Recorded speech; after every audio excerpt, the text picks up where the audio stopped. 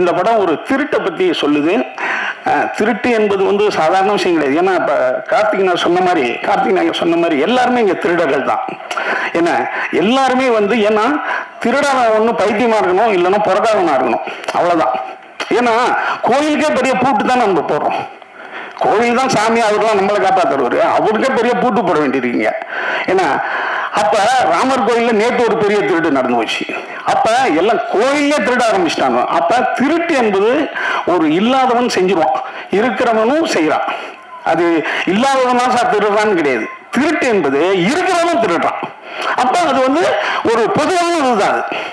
ஏச காட்டி கொடுத்துட்டாங்க. 330 காசுக்கு ஏச காட்டி கொடுத்த யூதாஸ் அவன் ஃபீல் பண்ணிட்டான். ஃபீல் பண்ணிட்டு அதே தேவாலயத்தில் போய் நான் தப்பு பண்ணிட்டேங்க, காசை திருப்பி கொடுத்துட்டேங்கன்றான். ஐயா போற அவனையும் காவடிச்சாச்சு இன்னுமே பிறகு அவனும் தற்கொலை பண்ணிக்கிறான். அப்ப இங்க வந்து கடவுளை காட்டி கொடுக்கிற சமூகம் இங்க உண்டு.